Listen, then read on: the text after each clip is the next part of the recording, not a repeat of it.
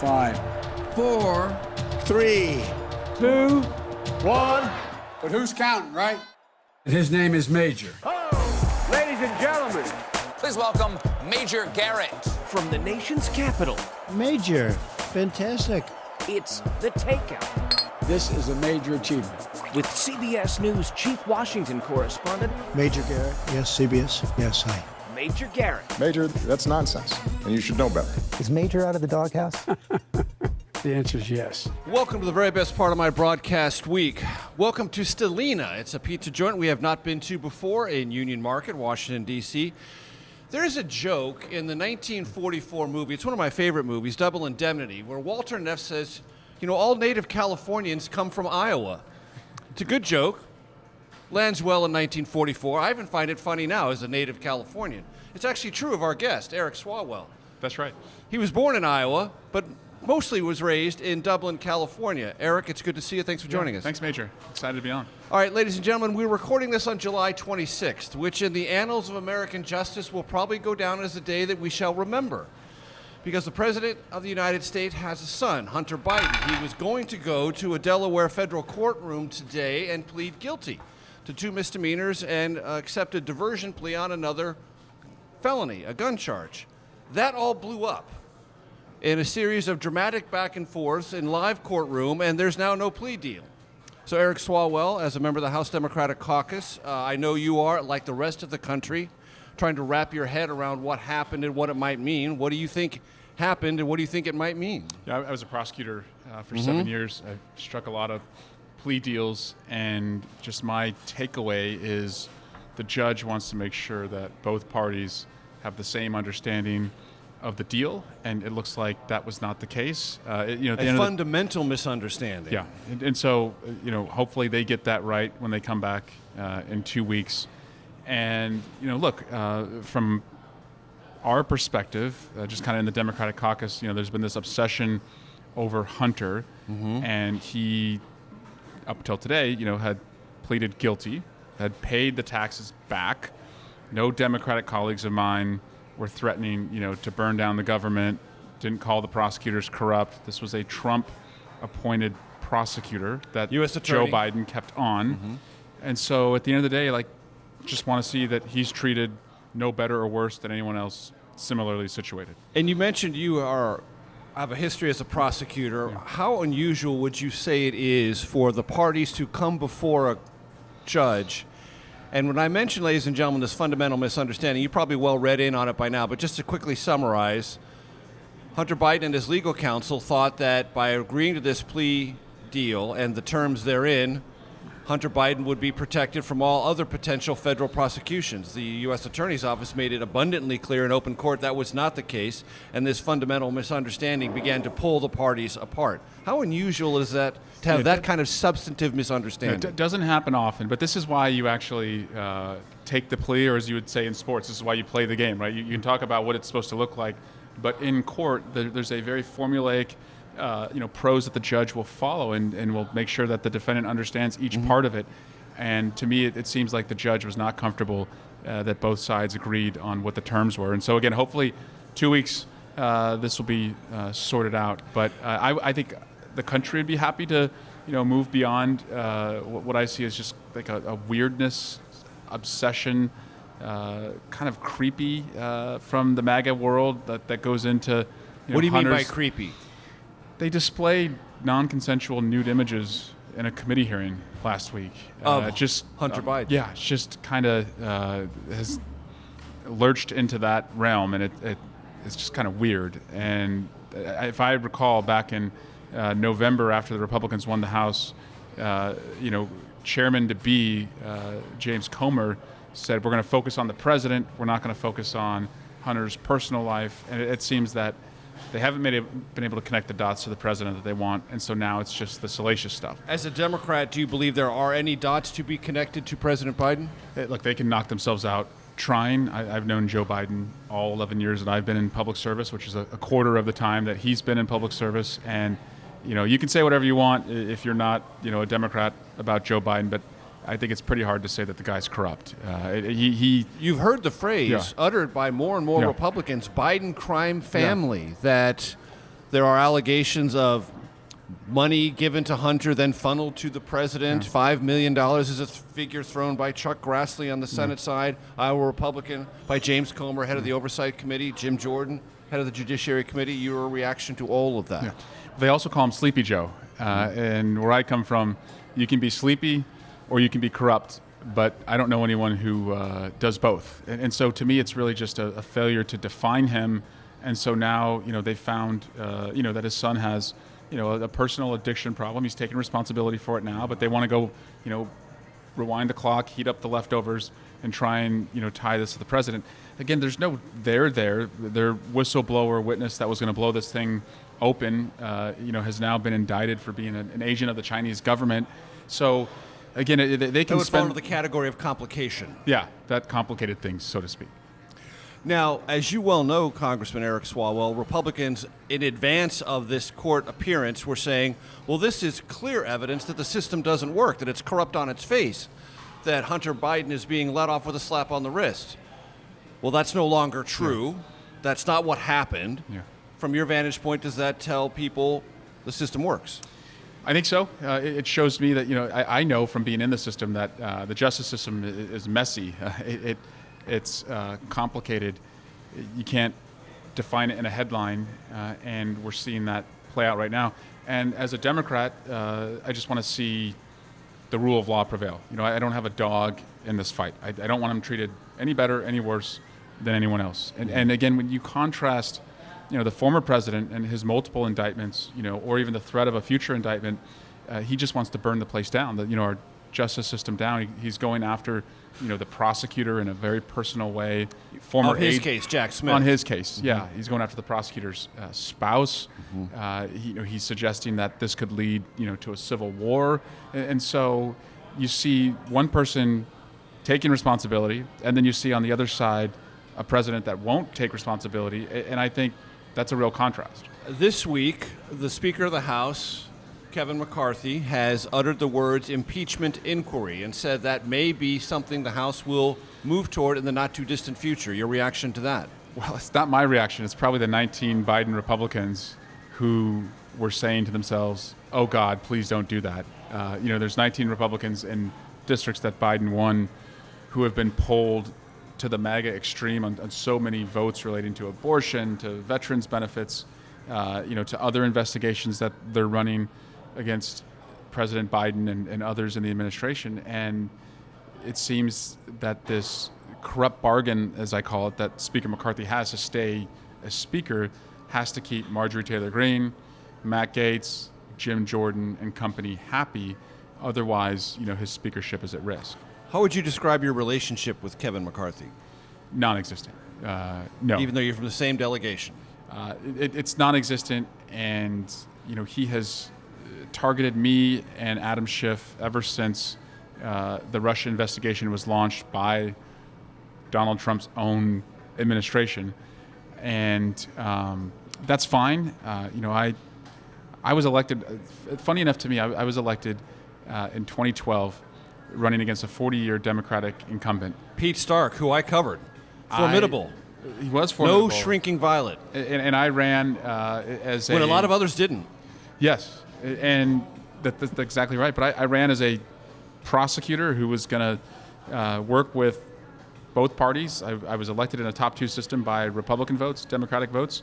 First thing I did in Congress was form what's called the United Solutions Caucus. It was Republican and Democratic freshman members of Congress. And for 4 years, we had a working group that tried to take on some of the smaller things that we could achieve. And then when Donald Trump came around, to like the McCarthy folks who just saw everything as you were either for Trump or against, the fact that I was, I think in that great big middle didn't matter anymore. And now we're in a very just binary Congress where you're either Team MAGA or not. From your vantage point, attempted to vilify you. Yeah. Oh, I mean, it not only has attempted to vilify me, but has, smeared me and Adam Schiff and others on the House floor in ways that have changed our lives completely with the security threats that come our way. That is the voice of Eric Swalwell. We're going to talk about that, the atmosphere around members of Congress, the threat matrix, and the rest, and the idea that the House may not only get into an impeachment place, but a fit of censuring one another. I'm Major Garrett. We're at Stellina. We're going to get to the pizza, I promise, in just 1 second. Come back. My kids don't play in our front yard. They do not? No, because we get letters to the residents that are also threats.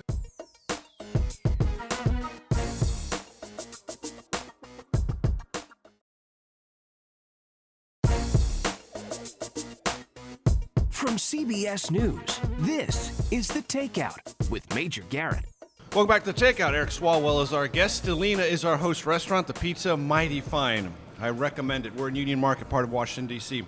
Haven't been here before, but I guarantee you after having that piece of pizza, we shall be back. So, Congressman Swalwell, you mentioned this before we went to break. The threat environment to you, Adam Schiff, it's not just you. I've talked to Republicans who are afraid. I've talked to Democrats who are afraid. Explain to my audience what it is that you encounter on a day-to-day basis that is fundamentally different in terms of your own personal security than it was 3 or 4 years ago. So we get multiple death threats every single day. Multiple death threats every single day. Every single day. I've written a number of sentencing letters for, thankfully some of these people are charged and are imprisoned for threatening to kill me, my kids, or my staff. Just a couple days ago, an individual from prison who had access to a cell phone was tweeting at me and DOJ saying that he was unfairly, imprisoned for free speech, for threatening me. So it's like you can even catch them, then go to prison, and they're still kind of, coming at you. They have a free speech right to threaten you and menace you. That's the argument. Which is not true. So my kids don't play in our front yard. They do not? No, because we get letters to the residents that are also threats. And so people have shown when they call and say, I know where you live, then you get a letter at the house. It shows that they probably do. But I'll just give you an example. Yesterday, the Libs of TikTok group, who you're probably familiar with, they stormed my office. I was voting, but harassed and terrorized my staff, claiming that I had supported a pedophile in New Hampshire. So turns out there was a elected official in New Hampshire who, when I was for a cup of coffee running for president, we'll get to that. I guess I took a picture with this person, but the Libs of TikTok extended this to I campaigned for and endorsed this person, and I'm supporting pedophiles, and then they put it out there, and all this does is this spins up people who are not too well, and then they call the office, threaten to kill me because I'm a pedophile. Again, this is a person I don't know who it is. As you know, in New Hampshire, you shake a lot of hands, you take a lot of pictures. It is what you do. But that's what an extreme group like Libs of TikTok can do. To be clear, Libs of TikTok are not liberals. That's right, yeah. If you hadn't caught the joke. Own the Libs of TikTok. Yes, is probably exactly. the mission. That's what they're trying to do. So that's the environment we're in. But this is not a nominal, this is not a sidebar conversation. This is central to your day-to-day life. I want to tell you that my chief of staff estimates she spends 8 to 10 hours a week dealing with the FBI, the Capitol Police, and prosecutors around the threats. We've spent hundreds of thousands of dollars from the campaign side for security because the official side just doesn't have the resources to do it. So you can essentially threaten a lawmaker, and then you put them in a position where they can use their campaign dollars, to campaign and defend their seat, or they can defend their family, but it's quite costly if you want to do both. And so to me, we just agree that we're not going to be intimidated. We're not going to change anything about what I say, how I speak out, what I do. I am going to protect my staff and my family. And what worries me, though, is you've been covering elected officials for a long time. We're on the move. Yep. we're hard to pin down. Right. We're constantly in transit. But my staff, my family, same thing for most of my colleagues. Stationary. They're stationary. They're fixed. So if someone receives this message that I'm supporting a pedophile and feels a call to action, they're not going to find me very likely, but they are going to find people who are stationary, and that's what you worry about. And that's the Paul Pelosi nightmare, right? She was on the road. Are you satisfied with the current allocation of resources for your and other members' security? No, it's not enough, and it's something that Republicans, but Democrats. How many more orders of magnitude does it need to increase? I think it should be threat specific, and there are on the Republican side and the Democratic side, a handful of members who get targeted, and it's wrong if it happens to a Republican. And I go out of my way anytime a Republican is threatened, to condemn it, to make sure that, because I want them to do the same, and I think part of the antidote here is unity in the condemnation. And so when I see it, I condemn it because I want them to condemn it when it happens to our side. When Tucker Carlson had people go to his house a couple years ago and he was gone, and again, he's on the move. The wife is there with the kids, stationary. Right. I called it out, and the comment section from In defense my of supporters, Tucker. in defense of Tucker, saying that this is it crosses the line. You don't go after the family, and the comments that I got from a lot of our supporters is, "Why are you defending this guy? Like, why would you say that?" But to me, again, we can't allow our politics to move into that. You can't have any ambiguity about this. No. On either side. That's right. And I wish there was more condemnation of violence. And when they went after Kavanaugh and Roberts, I condemned it, and I condemn it. It's wrong. You don't go after people and their families at their homes. Like, we have a way to settle scores politically in this country. And we don't threaten violence. We don't threaten violence. Pure and simple. That's right. So you mentioned a cup of coffee. Yeah. The duration was April to July of 2019. You were a presidential candidate. I think you know where I'm going to go with this. Yeah. You appeared in one debate. I've had dry cleaning out longer than that. At that one debate, you had a memorable line. I will quote from it directly. This is Eric Swalwell at that first debate, June 2019. I was 6 years old when a presidential candidate came to the California Democratic Convention and said it's time to pass the torch to a new generation of Americans. That candidate was then Senator Joe Biden. He was right when he said that 32 years ago. He is still right today. I remember watching that debate. There was an audible gasp from the audience. Trolls on social media might say that didn't age well. Yeah. Has it? He's proved all of us wrong. He proved me wrong. So you were completely wrong. I was wrong. I was wrong about his energy, his ability. I'm happy to be wrong. And you know, honestly, Have the two of you talked about that? Yeah. Please go on. During the commercial break, he said that was a pretty good one, wise ass. But you know, he's been in the business for a long time. I felt like he, of all people, probably, you know, because he made that line, he probably would appreciate it. But he has proven us wrong, I think, with his energy, his ability, like what he's accomplished. And by the way, I want to play this out because as I think through, okay, like best case, say I had stayed in, or say one of our other younger next generation candidates had stayed in, and that was the case we'd made, then COVID happens. Like, would the country have rolled the dice on a next generation candidate in the midst of the worst pandemic in 100 years, or did the voters get it exactly right with, you know, a seasoned, experienced hand? They got it right. So I actually think we could have risked losing to Trump had we not nominated the guy who knew how government worked when we needed somebody really to know how government worked. What have you seen since that you didn't see when you said that? Well, I see somebody who can pull together the Democratic Party, especially from progressives, you know, to moderates, you know, to blue dogs, to New Dems, and pass the infrastructure bill, the gun safety legislation, the CHIPS Act, the Inflation Reduction Act. And by the way, with a 5-seat majority in the House of Representatives and an even Senate. Smallest majorities, House and Senate in modern American history. And he landed the plane. And so you saw more than one plane. Yeah, that's Democrats exactly would right. argue. Yeah, he was an air traffic controller, landing multiple planes. And to me, that just represented that there was real value in somebody who knew how government worked in the executive branch and the legislative branch. And we're going to benefit for that, as Marjorie Taylor Greene said. like you know, he has dramatically increased investments from government that will help people. Now, that's not her philosophy, but that's why he did it. Became an ad. Yeah. Speaking of Marjorie Taylor Greene, she is part of a conversation about censuring in lots of different directions. Are you in favor of the process of censuring Marjorie Taylor Greene or George Santos or any other Republicans? Because now Republicans want to censure Pramila Jayapal. I mean, is this a spasm of censuring going on? Is it a bad idea? It should only be used in the most extreme circumstances. When Paul Gosar depicted himself killing President Biden and my colleague Ms. Ocasio-Cortez, I thought that probably crossed the line and was worthy of a censure. But with Schiff, again, it was hard to watch, knowing that only Adam 24 Schiff, yes. people in the Congress had been censured before, and that he was joining that list for what he did, in the Russia investigation and the first impeachment. It does feel like it's gone too far. And on Santos, look, the Republicans talk a good game about how bad he is, especially the New York delegation. But if they wanted him out, they could file the expungement or the expulsion resolution. But again, I think they're worried more about the numbers, that he would bring a slim majority down. To make we it would even likely slimmer. win a special election. Exactly. And so I think they think he's worth the trouble.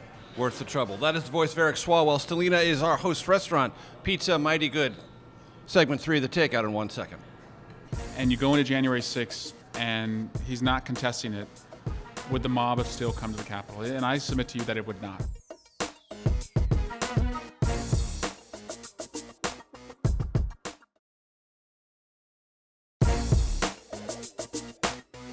From CBS News, this is The Takeout with Major Garrett.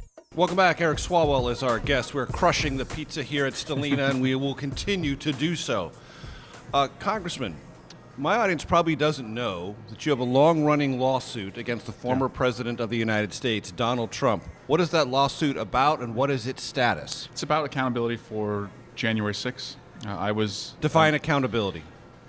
Well, that he's held responsible civilly in a court for inspiring and aiming a mob at me and my colleagues while we were trying to count the votes. And I was on the leadership team for Speaker Pelosi that day. I actually gavelled us in at noon.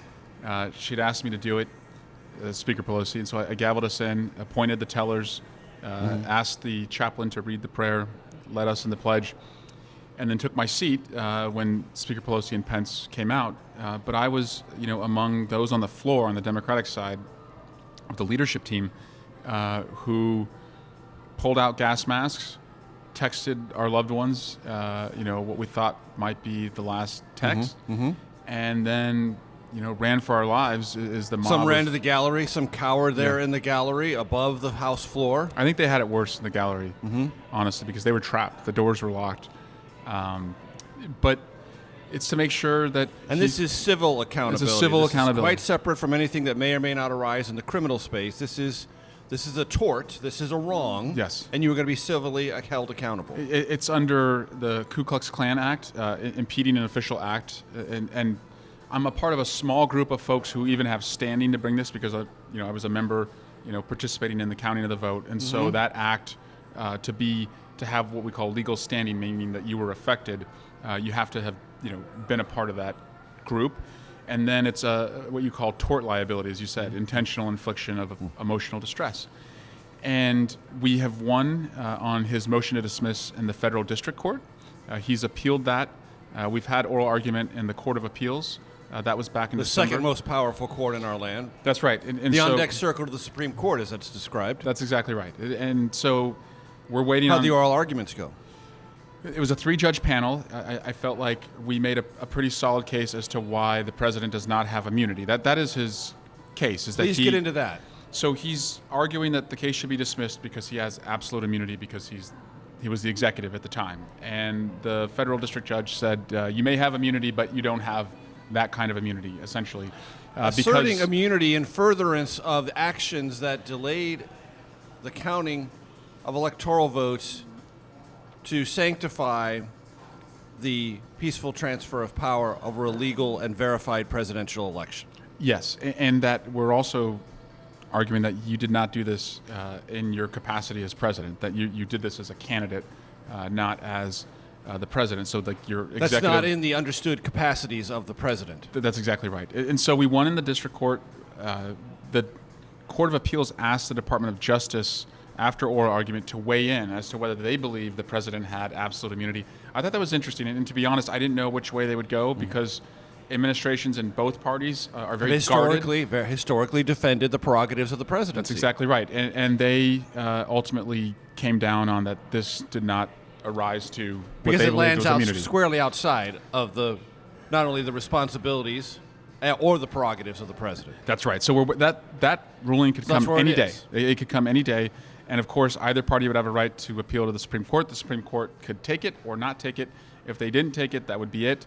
If we prevailed and they did not take it, then we would immediately be in what's called discovery and deposition. So asking, for interviews with Trump witnesses. And the difference between the January 6th committee and what we would be able to do is that the executive branch would not be able to stand on a lot of the privileges they used to block the January 6th committee, because I'm bringing this in my personal capacity. So if you think back to other plaintiffs against people in the administration, it's much different as far as like what your reach is. And it's important you mention that. So this is not a suit from the House of Representatives. It is a suit correct. from Eric Swalwell et al. In my personal capacity. Just That's by right. yourself? I'm joined by some Capitol police officers as well. And then the court has consolidated us with a suit that some other colleagues, so Barbara Lee and Veronica Escobar, have also brought their own suits. So we're all making the same claim. And who's the legal team behind this, and how are they getting paid? Yeah, Phil Andonian is our lawyer. Professor Tribe, Larry Tribe, has been helping us with the motions. President Obama's former Solicitor General would be doing the oral argument if it goes to the Supreme Court. Everything I do has to be cleared with House ethics. And so this is what we would call, the agreement essentially is if we were to prevail, the legal team would get a percentage of anything we recover. Of the damages. That's right. And so I needed, House ethics to sign off on that. And they have. Yeah. And that's a bipartisan decision. Yes, that's exactly right. From the Ethics Committee. It's evenly divided, both right. Republican and Democratic. So you didn't go to the minority side to get this approval. This That's had exactly to be right. bipartisanly approved by the Ethics Committee. That's exactly right. That's a good question. And so there's no outside group paying for it. The lawyers are doing this, understanding that there is a risk that there may not be. What are the stakes from your vantage point? We've not put a number out there yet. We really believe, we want to go through depositions. Let me broaden that question, not just monetarily, but the stakes involved of taking this presidential behavior, this presidential decision, which was clearly discretionary. He had every opportunity not to decide as he did, but he did. And civil accountability, what do you think the stakes are involved? The stakes are, will we let a president incite a mob to protect his political power or not? And he has been a stranger to accountability most of his life. He's starting to meet it now criminally. But the stakes are, it's absolute immunity. Like, can a president have absolute power and not be held to account civilly? And we don't believe he can. You said something earlier, though, that kind of triggered what I think is the cornerstone of this case, which is if you were to take Donald Trump out of the picture. So say when a couple days after the election, all major media outlets, including Fox, called the race for Biden. Say he had conceded that day, or say he conceded when the states counted the votes and Mitch McConnell conceded that Donald Trump had lost. What if he had conceded that day? What if he conceded when every major court said that there was nothing here? And you go into January 6th and he's not contesting it, would the mob have still come to the Capitol? And I submit to you that it would not, that he was the person, but for Trump having that rally and putting his grievances to a fired up crowd. And in court proceedings for those who have been so prosecuted, many have said exactly that. Only one person could convene. I came because he called me or ordered me in their mind. That's right. That's exactly right. That's what they said. Yeah. Which I would stipulate or suggest. I'm not in a position to stipulate, but I'm in a position to suggest. That's pretty strong evidence. Yeah. Their words in their criminal proceedings about why they were there. Yeah. We call it but-for evidence in the law. Yeah. That's right. So the point there is what? Well, the larger point. The larger point is that had he responsibly conceded, the mob would not have come. This would not have happened. He should be held accountable because he is the one. If you take him out, if he did not do this, there would have been no mob at the Capitol. So he is the but-for. But for Donald Trump, this would not have happened. I said within days of that event, January 6th, that it was an attack by the executive branch on the legislative branch. Do you agree? Yes. It was the most powerful person in the world using their platform to a mob and rhetoric to fire up, a mob that he had convinced over at least a month that they were being robbed of, the rightful outcome of the election. And he knew exactly what he was doing. He knew when he sent that 2 a.m. will be wild tweet in mid-December, he knew what he was convening and how combustible of an environment it was, and he did it anyway. Mm-hmm. And within a couple of weeks or a month or so, or how long do you think it'll be before you hear from the appeals imminent. court? No, we think it's imminent. Imminent. Yeah, we're now outside the timing of when a decision typically would come, so we believe this is imminent. And then would your gut instinct tell you then it's going to go to the Supreme Court? So I don't know. I'll leave that to the the better legal minds. As I said, to me, it's just about accountability. That no president is above the law, and when they act in the way that Donald Trump did, that they have to be held accountable. And you mentioned Iowa, and I just want to say very briefly, like my dad was a police chief in Iowa when I was born. He lost his job standing up to a good old boy network in Iowa when he refused to kind of be corrupted. And it was famously covered by the Des Moines Register and the Algona Times and other papers. And the lesson I learned when I was 6 years old and we moved our family out west to California was that you have to be willing to stand up to bullying and corruption, and you have to be willing to lose your job to do it. My dad, to this day, is still ashamed that he was fired, but I tell him that what I admire most and the best lesson I learned was be willing to lose your job to do what's right. That is the voice of Eric Swalwell. Still in as our host restaurant. Back for segment 4 in 1 second.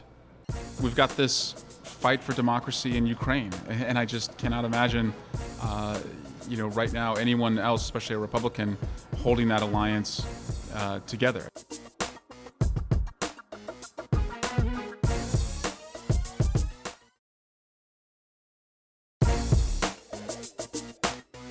From CBS News, this is The Takeout with Major Garrett. Welcome back, Eric Swalwell, our guest. Congressman Swalwell, any doubt in your mind, any doubt whatsoever that Joe Biden will be the nominee of the Democratic Party? No, I think he has achievements to run on. He's got a comeback story that's developing for the country with inflation coming down, unemployment at record lows, record high job numbers, but still work to do, especially I think on healthcare costs, which has just been a long-term priority for him. Look, we've got this fight for democracy in Ukraine, and I just cannot imagine, right now anyone else, especially a Republican, holding that alliance together. I mean, he put the alliance together. He's keeping it together, and we have Russia on the ropes right now as a near coup almost took place. There is this counter and offensive that do you believe Ukraine can and will win that conflict? Yes, I do, because Russia will give up, or because Ukraine will evict them? Because Vladimir Putin has the benefit of calling anything he wants victory. Right. So I think sometimes we look at this. He can sue for peace on his terms. Right. That's exactly right. We look at this sometimes through a Western lens where we think, well, of course he's being held accountable for all the losses on the battlefield and the setbacks and the lack of progress. The truth is, when you control, the media, victory is what you want to call it. And so we have to, as I said, if we keep them in the fight and we keep pushing back Russia and he doesn't see, a pathway to victory, we have to make sure he has that space for an off-ramp so he can declare victory, that this is never about regime change in Russia. And I think the president has been very clear about that, because things change in Putin's mind if this becomes existential to him and Russia. And I think Biden has just perfectly executed that and has kept the expectations of the Ukrainians in line as well. Look, let's look over the horizon and contemplate a very difficult question. An off-ramp for Putin that includes an agreement from the West not to prosecute him or his top generals for war crimes. I think right now we should leave everything on the table. You could live with that. I don't. Again, I'll let the president negotiate. Understood. That I don't think. But it's a hard. But I guess I should say we shouldn't take anything off the table. But Putin should fear that that could be a consequence.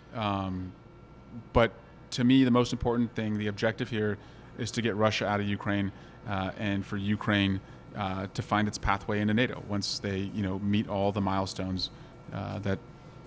Give me your opinion on Robert F. Kennedy Jr. He's destructive to public health.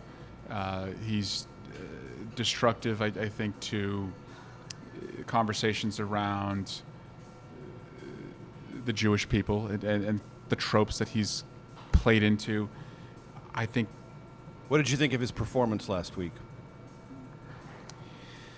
He does not like being confronted with his prior statements. You saw somebody who's very They were read back defensive. to him verbatim, yeah. and he called them lies. And I don't know if he understands that he's being used by, these folks. The Republicans, they run these too cute by half candidates. They did this with Kanye in 2020, and they're doing it right now with Robert F. Kennedy Jr. So you perceive his candidacy as essentially an indirect agency of chaos from Republicans? Yes, absolutely.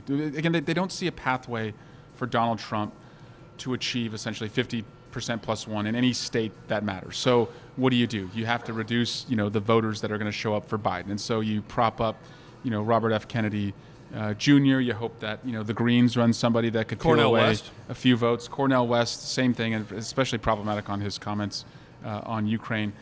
And so, yeah, that's their new pathway to victory. Oh, and by the way, you may have a propagandist in Vladimir Putin, who may again be willing to invest in the outcome. And what really worried me, just to put a button on Ukraine, when Donald Trump said at his town hall recently with another network that he could end the conflict in 24 hours. Mm-hmm. What did that mean to you? My immediate fear was Vladimir Putin sees that as, well, I've got the resources to grind this out until the election.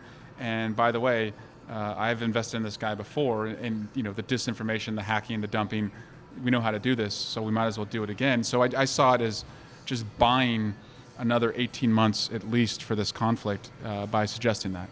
Back to Robert F. Kennedy Jr. When he said he considers himself a Democrat in good standing, do you? Anyone in this country can call themselves anything they like. That's his right. Mm-hmm. But he does not align with the values of the Democratic Party. I think we showed the best of the party in taking on COVID and getting us out of the hell that the Trump administration had taken us into. And if he was president, we could have had even more deaths than under Donald Trump if he was peddling misinformation around vaccines. So let me talk to you in the last 2.5 minutes we have about immigration. There's a clash between the Texas governor and the Biden Justice Department over barriers floating in the Rio Grande River. There was a court ruling this week blocking asylum rules put in place by the Biden administration, nearly as tough as those from the Trump administration. What is your take on what the Biden administration has or has failed in immigration and border control? Well, border crossings are down. Recently, which is a good thing. I just spoke a couple hours ago to They were not recently down for quite a while, but exactly they are right. Recently down. Secretary Mayorkas testified to the Judiciary Committee this morning, and I told him what I'll tell you. He's got a hard job.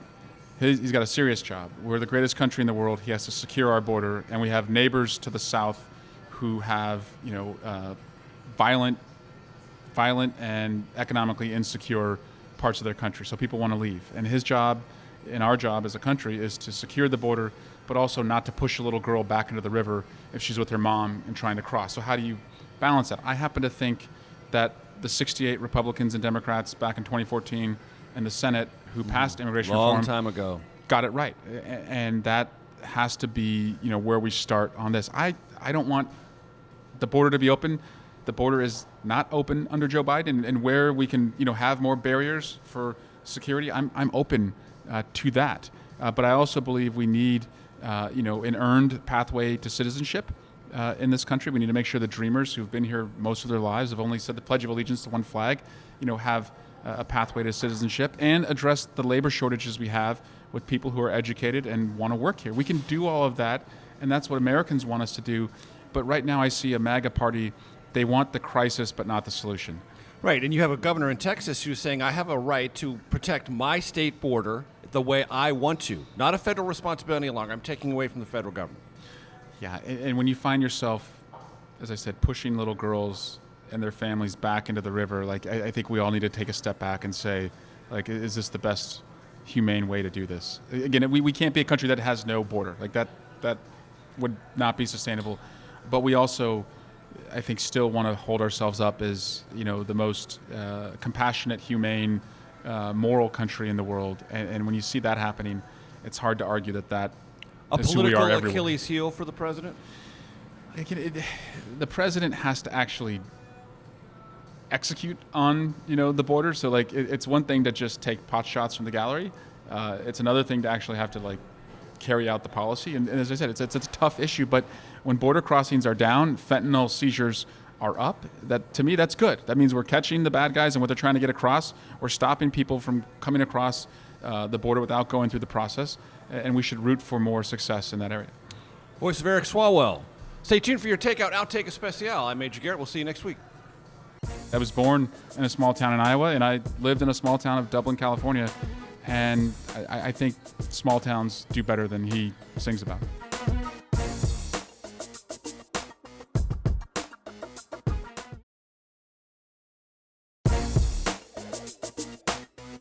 From CBS News, this is The Takeout with Major Garrett.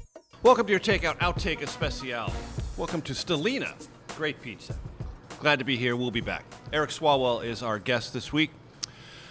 Let me ask you a little bit about artificial intelligence. Do you in your staff work, do the staff that works for you rather, use ChatGPT or anything like it for your either legislative or rhetorical work? We've been using OpenAI.com, so that's the the website that you go to, and you can use it. We're right now. What's your experience been? I mean, I think the opportunities to be more, efficient are there, and to be more productive are there. Certainly, it can be garbage in, garbage out. So, I think you have to think through like the guardrails of security. Like, can this create like malicious code that could, hack? Have you used it to put together a speech? No. Okay. Will you? Well, I did use it to just write an email to my staff, and I just put a couple of bullet points in, and again, it was about 75-80% like me. How about constituent mail? Not yet. I still want it to be my voice, but again, I think we can't be afraid of it. It's not going away. It's not going away. It's here, and so I want to make sure that it's accessible to every kid in America. So I don't want like a class of people who, are students who have access to it and know how to use it, and will live and enjoy a different career than people who didn't have access to it. So I think getting it in the classrooms as early as possible and making sure teachers are comfortable with it is important. That's going to be a hurdle all of itself. Of course. College professors are not remotely comfortable with it yet. That's right. And when I think through like on college professors and our students, the model will probably shift to not just like what is the answer, but how did you find the answer, right? Like show me your work. Can you show me your work? Show me your work. And so I'm optimistic about like the American people and how we adjust to innovation and how we've always led the way. And so again, if we can make sure that it's equitable, accessible, I do see an opportunity for us, to create more jobs. What I do want to guard against some of the biases that could be inherent, especially with people of color who could be affected. And we saw this on just some of the AI images that are generated, or when image searches occur, that you can have biases in the system, garbage in, garbage out. Yep. So, but I'm of the mindset of it's not going away, and so I want to make it, as I said, as fair and equitable as possible. And I want to understand it, Major. Like before I start legislating on it, and my staff has said, well, let's bring in this policy expert, that policy expert. And I said, no, I actually want to take it for a test drive first. Yourself. Before I even start talking about the policy. This week, something that we used to call Twitter was renamed X. To what degree do you still use Twitter, and do you find it as valuable as you once did? It's not valuable for the news anymore. That's what's frustrating. I really relied upon it just to find out what was happening. It was the most up-to-date place to go. Most of us have pulled back from it. Now it's just a mess. Like, it's hard to tell. It's not sorted, I think, in a chronological way anymore. So I'm on Threads. Do you think it's crumbling before our very eyes? It is. And I think a lot of the engineers who kept the place running have been fired or have resigned. It's too bad, because I did enjoy using that as and I write my own tweets, and I read the DMs, and I help a lot of constituents who DM me with a casework issue. So we're on Threads now. You are? Yes. Okay. Yeah. So just trying to be, as I would say, diverse in the way that we communicate. So we have 3 questions we ask everyone who's nice enough to come to the Takeout microphones. I made an oblique reference to, well, not oblique, kind of direct to Double Indemnity. It's not my favorite movie, but it's a good one. Yeah. Your favorite movie, most influential book, and your favorite kind of music, artist, or genre? Oh, boy. I love Wedding Crashers. If it's on, I'm watching it. That's the definition. I could be doing anything. You're watching it. I'm watching Wedding Crashers. And you're halfway through, you see it, you'll jump in. Quarter way through, you'll jump in. Wherever it is, you'll jump in. Yeah, and the movie that my wife and I will watch if it's on is Couples Retreat, which is always on like TNT or TBS. It's kind of a loop. The theme here is Vince Vaughn. So yeah, there you go. Okay. Book, influential book in your life. Great Expectations. Pip and his journey and his benefactor. I read that book every 5 to 6 years, because you always find out you interpret it a different way. East of Eden is that book for me. Oh, wow. Yeah. And what about movie?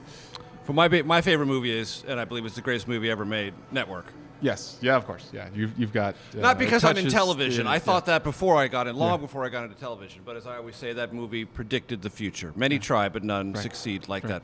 that. Favorite kind of music, artist or genre? Country, all the way. New or old? I'd say mostly new. I like Blake Shelton. I love like the Taylor Swift country. Now I've like kind of migrated to Taylor Swift pop. Mm-hmm. I did a As video. has the country. We did a video with Taylor Swift in 2020 to get out the vote. It was the first time she'd ever done a political song for an ad. But Eric Church, I would say, is another one that I like. Any commentary on Jason Aldean? Look, I love his music, and so it's unfortunate that he's playing in. Unfortunate? I would say it's wrong to. I would say suggest that I come from a small town. The small town I come from would not treat people or talk like you treat people the way that his song talks about. I was born in a small town in Iowa, and I lived in a small town of Dublin, California, and I think small towns do better than he sings about. Voice of Eric Swalwell.